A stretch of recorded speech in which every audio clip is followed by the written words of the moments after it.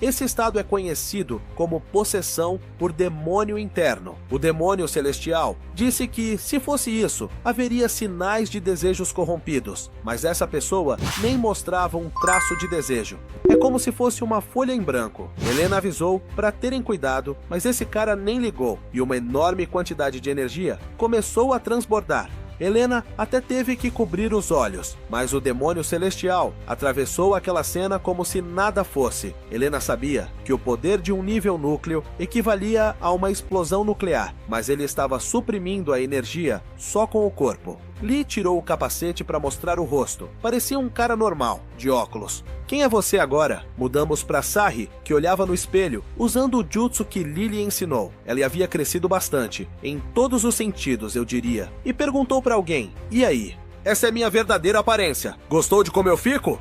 Sai dizia tudo isso para uma pequena foto em sua mesa, uma dela com aparentemente o mesmo cara de óculos que tinha o núcleo. Sai se perguntava para onde ele tinha ido, o que tinha feito todos esses anos. Entre lágrimas, ela pediu para ele voltar logo, porque mesmo transformada assim, a pessoa que mais queria mostrar isso não estava ali. O demônio celestial olhou em seus olhos, já que dizia que eles são a porta da alma. Mas por que o olhar dele é tão vazio? Helena disse que não havia sinais cerebrais. Talvez a sobrecarga da unidade tenha derretido o cérebro dele. Isso não é mais uma pessoa viva. É puro instinto. Se os instintos estão vivos, então as memórias que os dominam devem existir. Essa vida ainda não terminou, mas como tirar esse objeto miserável que tomou conta desse garoto? Está alojado na parte mais profunda do coração dele. Não há outro jeito senão arrancar pela raiz. Lee disse que isso o mataria, mas não havia outra saída. Depois de pensar um pouco, Lee se aproximou dele, só para dizer que não havia jeito de salvá-lo. Mas se ainda tiver alguma última palavra, eu serei quem vai ouvir. Com seus poderes, ele começou a entrar nas profundezas daquele garoto. Embora também tenha pedido para ele se concentrar. Este lugar é escuro e pode não haver saída, mas se aguentar, talvez a gente se encontre. Pouco a pouco, as veias por todo o corpo de Lee começaram a inchar por causa desse excesso de energia descontrolada. Parece que eu o encontrei. O garoto começou a ver algo. Talvez estivesse vendo outra coisa. Eram as memórias que tinha com Sai. Num dia ensolarado, eles corriam atrás de borboletas que escapavam fácil. Aqueles dias quentes eram cheios de alegria e aventuras. Foram muitos anos de aventuras. Nos últimos dias com Sai, ainda corriam atrás de borboletas. Olha, eu peguei. Sai disse friamente para ele simplesmente deixar pra lá. Mas por que eu faria isso? Você nunca pediu minha ajuda, e eu poderia ter feito sozinho. O garoto não entendia porque ela parecia tão irritada. Se eu fiz algo errado, eu conserto. Sai não disse uma palavra. O jovem perguntou se os pés dela doíam. Quer que eu te carregue? Sai se irritou. Você acha que ainda sou criança? Já estou na casa dos 20, só que minhas placas de crescimento abriram tarde. Ele respondeu que nunca a viu assim, sempre a considerou adulta. Sai, irritada, gritou para ele não procurá-la mais. Se veriam de novo quando suas placas de crescimento abrissem. Depois daquela viagem ao passado, o garoto podia olhar para Lee, mas começou a rir ao vê-lo segurando aquele capacete, lembrando do homem massacrado. Nas últimas palavras, o homem não acreditava estar vivo. Porém, ele foi o único. Os outros cavaleiros morreram, mas tudo bem, pois o inimigo também foi aniquilado. O cara era o comandante, mas pediu para nunca mais ser chamado assim. Toda a ordem dos Cavaleiros Estelares foi dizimada. Como ainda posso me chamar assim? Só não entendo como você saiu ileso dessa batalha feroz. Você se escondeu por acaso? O garoto respondeu que sim. Mas nesses 6 anos que está conosco, nunca te vi hesitar na batalha. Sempre na linha de frente, como se sua vida não importasse. Por que segurou agora? Tem a ver com essa missão? Quer esse objeto? O garoto disse que o objeto era muito importante para alguém que ele prezava. O comandante o chamou de tolo. Nem a unidade de nível núcleo aguenta isso. Só alguns transcendentais podem usar. O garoto respondeu que o objeto não serviria para alguém como o comandante, que já estava em um nível alto. Que besteira é essa? Quero porque essa unidade pode reorganizar todos os genes, inclusive o sistema nervoso. Ao que o comandante disse, então eu vou te parar. Como o 126º sucessor, Sir Andrés Colt, minha missão é entregar esse objeto e matar quem atrapalhar. O comandante brandiu a espada e desferiu um golpe. Com isso voltamos ao presente. Lee tinha visto aquele demônio interno. O demônio celestial gritou para ele se controlar. Um demônio estava enraizando no seu coração.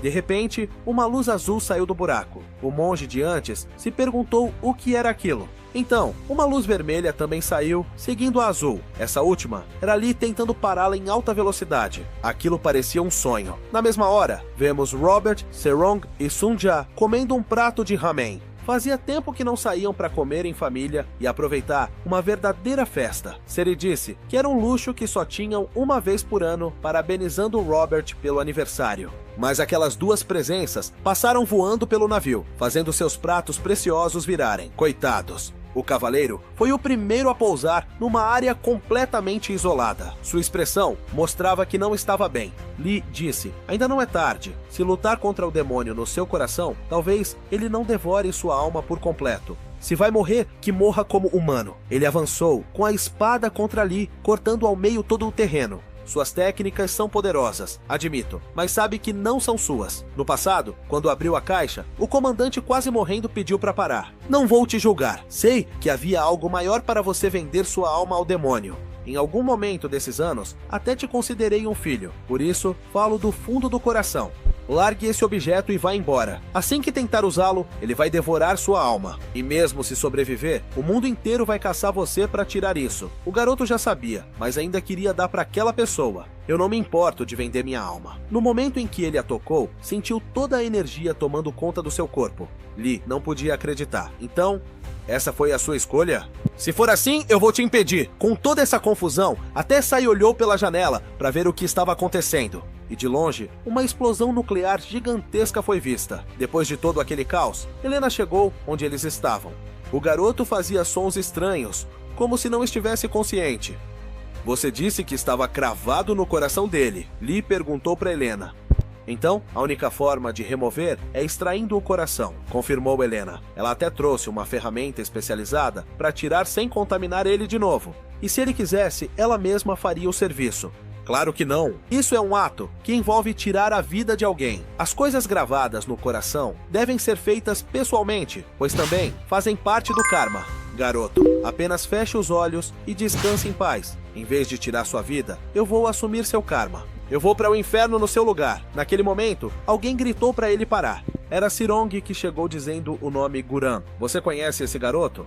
Bem, acho que tem alguém que o conhece melhor do que eu. Sai também chegou onde eles estavam, surpresa ao ver Lee perfurando o peito de Guran. O demônio celestial sabia da relação deles, pois viu suas memórias. Então, ele se afastou. Serong então contou que era amigo de infância de Sai. Eles estavam sempre juntos, a ponto de deixá-la com ciúmes. Mas um dia, de repente, ele desapareceu e depois do sumiço de Guran, ela mudou. Antes era distante e fria, mas depois ficou desajeitada e sorria muito. Mas para mim, aquele sorriso parecia mais um choro. Sahi perguntou o que ele tinha feito consigo mesmo. Por que você não me olha? Ficamos tanto tempo separados que você nem me reconhece mais. Os únicos sons que saíam do garoto eram como os de um bebê tentando falar. Helena disse que, fosse o que fosse que ela fizesse, era inútil. O cérebro dele já estava completamente derretido. Não restavam memórias. Mas o garoto levantou o braço, aproximando-o de Sai. Então, você ainda se lembra de mim? Quando estavam prestes a se tocar, Seri chegou para impedir, porque lhe disse que havia energia radioativa contaminada transbordando de todo o corpo dele. Se ela o tocasse, morreria. Sai respondeu que Guran ainda era o mesmo. Vendo que ela não se importava com nada disso, Ser a deixou ir, dizendo para fazer o que quisesse, mas não culpá-lo depois.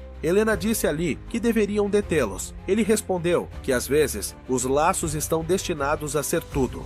Quando estavam prestes a se tocar, Guran fechou o punho, mandando Sai recuar um pouco. Isso os surpreendeu, mas uma bandeira caiu atrás dela.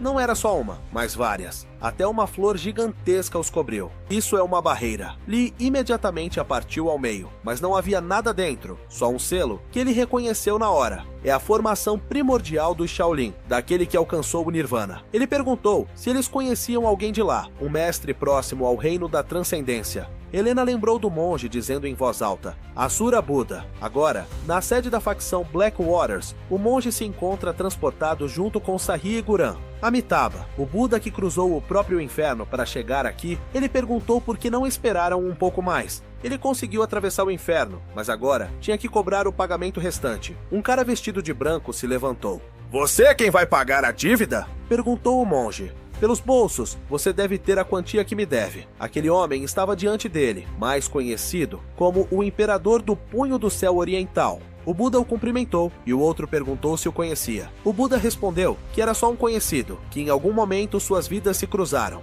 Mas o imperador mandou ele responder direito. Com um estalar de dedos, ele o escondeu completamente, embora alguém do nível dele não morresse com essa técnica. O imperador percebeu. Então você é um daqueles malditos monges Shaolin. É admirável que um garoto de 30 anos possua uma técnica que só os anciões e superiores aprendem.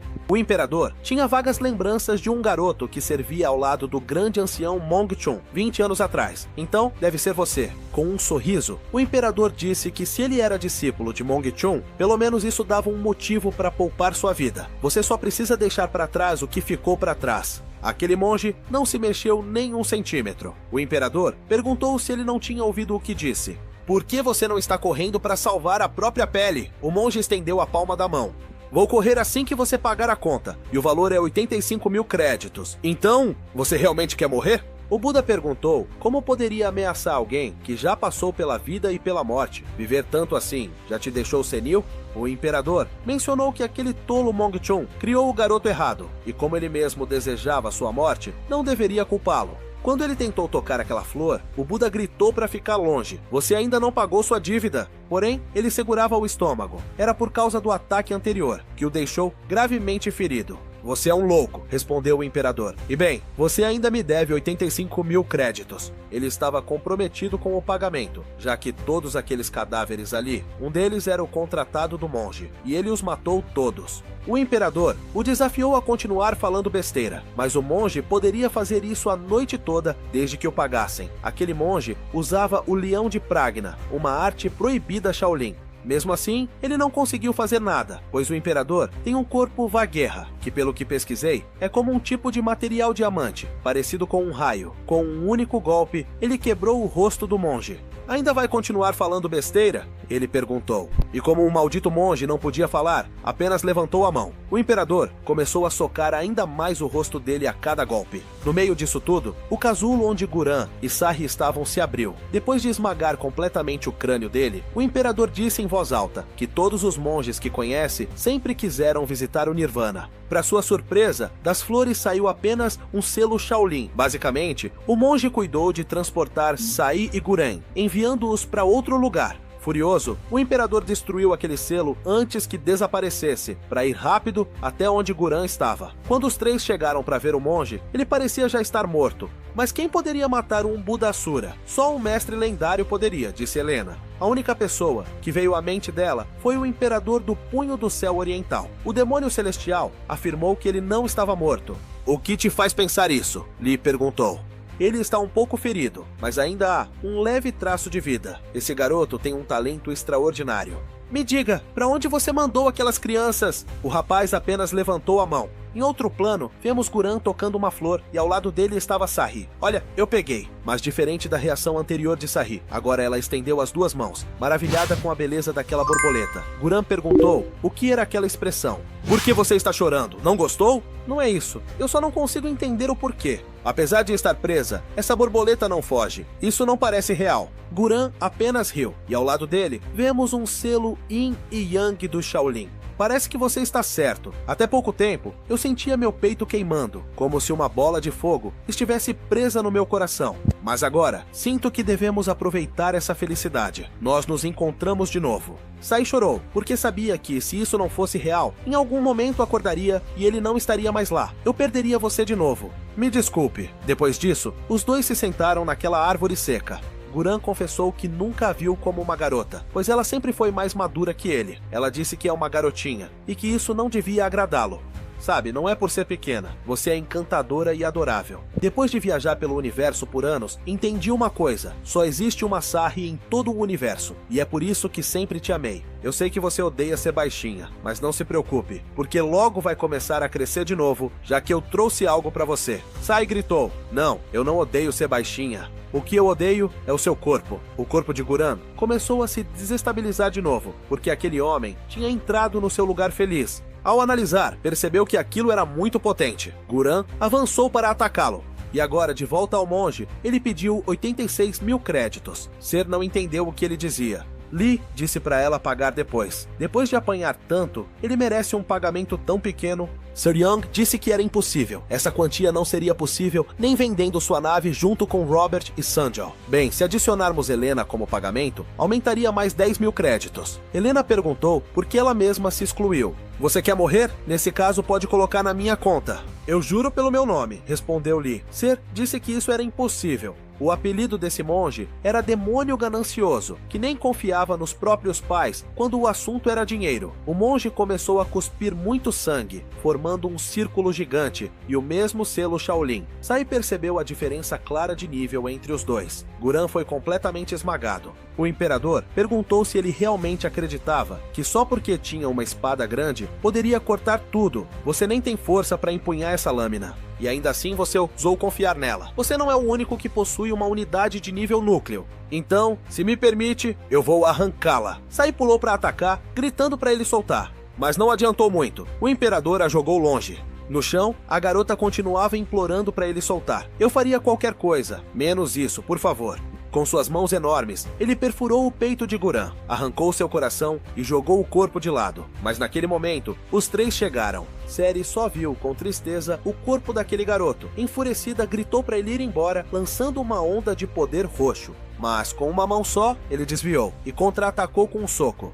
Antes do golpe acertar, o demônio celestial a tocou, repelindo o ataque. O imperador não entendeu como ele fez isso. Foi por causa daquele cara atrás de você? Não me diga que é a técnica de transferência de energia interna. Helena deu um pouco de contexto sobre ele. Esse é um mestre sem igual. Ele é conhecido, junto com a mãe, como um dos 5 grandes mestres supremos do mundo. Em toda a galáxia, há menos de 10 guerreiros que podem enfrentá-lo. E depois de ouvir isso, Lee se aproximou. O imperador achou que, apesar de ser um puro natural, não deveria subestimá-lo. Seu corpo é sólido como aço. Vejo que dominou a técnica do tecido de ferro. Técnicas assim exigem suportar dores extremas, por isso a maioria evita. Mas pelo que vejo, você se saiu bem. Quem é você? O demônio celestial respondeu. Adoraria te dar uma surra, mas infelizmente não tenho motivo suficiente, segundo as regras do mundo marcial. Então vou te dar uma chance. Largue o que está carregando e vá embora. O imperador o chamou de maldito louco. E logo depois, o punho do demônio celestial se enterrou em seu abdômen, fazendo-o ajoelhar. Lee disse, você me deu mais um motivo para te bater. Não haverá mais chances. Como ousa? O imperador começou a liberar sua energia interna. Mas Lee gritou, chega! Se é isso que quer, veja o que eu faço. Ele esmagou o coração de Guran junto com o núcleo. E agora? O que vai fazer, seu maldito louco? O demônio celestial começou a espancá-lo. O imperador não entendia como aqueles ataques podiam doer tanto. Depois de tanta surra, Lee parou na frente dele. Embora o rosto estivesse todo inchado, ele acabou caindo no chão. Depois disso, Sai pegou Guran e o colocou no colo naquela árvore. Fazia muito tempo que ela não fazia isso. Sir Young disse que tinham que levá-la. Sabemos que, se a deixarmos assim, ela nunca mais vai se mexer, nem no último suspiro. Temos que fazer isso, mesmo que à força. Lee foi até ela pedindo que se afastasse. Vou deixar você se despedir direito. Afaste-se. O demônio celestial começou a usar seus poderes, imbuindo uma energia vermelha no corpo já morto de Guran. Serung perguntou a Elelanena se ela sabia o que ele fazia. Ela, assustada, respondeu que era o retorno à origem. O que é isso? É o estado de se tornar um com a própria natureza, já que a natureza é a origem de tudo, incluindo o ciclo da vida e da morte. Mas eu pensei que isso era só uma lenda, porque tal estado deveria ser impossível. Quem é esse homem, afinal? Canalizando sua energia de origem para substituir o sangue sem vida. Pegue emprestada minha vida para ver mais uma vez este mundo. Novamente, Guran voltou à vida. Sai não conseguiu segurar as lágrimas. Ele disse que tinha um favor a pedir, se ela concederia. Ela disse, claro, pode pedir o que quiser. Mesmo que fossem milhares de favores, ela faria todos. Só não chore, porque você fica mais linda quando sorri. E também, não esconda mais seus olhos. Eles são realmente lindos. Sarri tirou seu tapa-olho. Helena perguntou se seu olho estava ferido. Mas não, na verdade, ela só fingia porque não queria parecer fraca. Guran segurou seu rosto com as 2 mãos. Como eu esperava, você é linda. Com um beijo doce seria a última vez. O último favor que ele pediu foi que ela o esquecesse. Depois disso, fizeram um túmulo para ele e o enterraram sob a árvore seca. Mais tarde, no navio de Ceres, ela pediu a Sandja para tirá-los dali rápido. Ela não queria ficar naquele lugar por mais tempo. Enquanto isso, o demônio celestial olhava no espelho, lembrando do que Sai lhe pedira pouco antes sobre a técnica de transformação corporal invertida. Ela queria que ele a abandonasse. Ele respondeu: "Você pode ficar com ela, mas eu nunca mais vou usar. Não usar algo por incapacidade é diferente de escolher não usar." E assim, todos continuaram sua jornada novamente. Enquanto isso, a matriarca entrou numa área arruinada, com corpos incinerados por toda parte. Na sua frente estava o imperador. Ela disse: "Parece que sua personalidade não mudou. Usar seus próprios discípulos como sacrifício só para descarregar sua raiva. Esses garotos, que provavelmente só queriam sua felicidade." Ele respondeu: "Eles não são meus discípulos. Só ensinei alguns truques para torná-los mais úteis. Lixo como eles não têm valor, é mesmo? Então deixe-me dizer que estou impressionada que você ainda esteja vivo depois de apanhar tanto. Sim, estou bastante impressionada. Se você veio aqui para me provocar, está perdendo seu tempo. A raiva só me fortalece. Você está me interpretando errado. Não vim para zombar. Vim para avisar. Fique longe daquele homem, porque ele me pertence. Se decidir ignorar esse aviso, não terá a mesma sorte de hoje." "O que diabos você acabou de dizer?" A matriarca falou em voz alta. "O mundo acredita que a técnica do tecido de ferro que você domina é indestrutível, mas essa técnica é na verdade uma arte marcial que concentra todos os pontos fracos do corpo em um único lugar escondido. Por que acha que ele te atingiu por todo o corpo, exceto no seu antebraço esquerdo, que é seu ponto vital? Talvez ele só quisesse te bater, mas não matar." Enquanto Lee devorava uma boa porção de salsichas, Serong, sem olhar para ele, disse que agora que sua unidade de energia estava perdida, seria uma boa ideia receber aquela energia interna. "Vou permitir que transfira energia interna para mim, mas só desta vez." Lee respondeu que já era tarde demais. Sua energia original foi drenada para recuperar a alma daquele garoto. Agora, levaria pelo menos 3 anos para recuperar sua energia. "Mas prometo que quando isso acontecer, vou compartilhar com você." "E como isso vai nos ajudar agora?" "Temos uma dívida de 85 mil créditos, e aquele maldito monge louco por dinheiro não vai parar de nos perseguir nunca." Naquele momento, o monge estava com um contador que perguntou, já que 100 mil créditos foram pagos adiantados para a facção Black Waters, quanto ele queria transferir desta vez. Ele pediu para enviar tudo de novo para o Templo Shaolin. "Vai enviar tudo? Por que não guarda pelo menos um pouco para sobreviver?"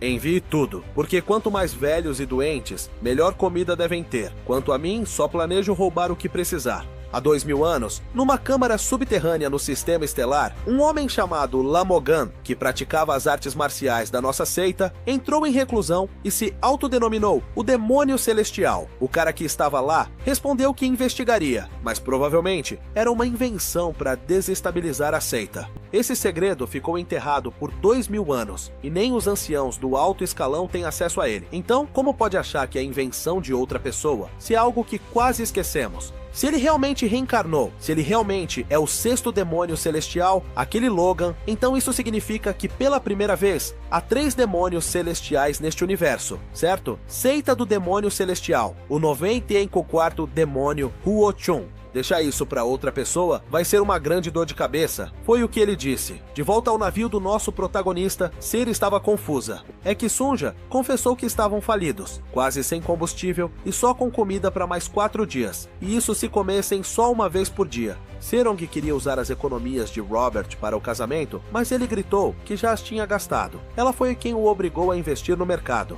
Essas economias eram de 10 anos no exército, mas havia um problema ainda maior, disse Sunja. Aquele maldito Lee continuava comendo suas salsichas como se nada, e aquelas eram as últimas. Eles não sabem o que vai acontecer se ele ficar com fome de novo. Na primeira taverna da lua, Serong foi negociar com o dono, entregando algumas técnicas marciais de Lee. Ela tinha poucas sobras, então o valor seria alto. O dono comentou que então deveriam ser originais. Seri disse que só para ele daria um desconto especial, claro, se ele comprasse o conjunto todo. O mestre da taverna respondeu que era valioso demais para ela ser tão gananciosa. Seri, tentando convencê-lo, pediu só um mês de comida, incluindo linguiças e combustível. Bem, podem até ser linguiças vencidas, sem problema. O mestre não respondeu. Então, Seri pensou em vender para outra pessoa, mas o mestre da taverna disse que em vez disso, daria um trabalho para ela. Ele a designaria para buscar um cliente e levá-lo para casa. Como ousa me pedir isso, O demônio ardente do clã Tang, senhora.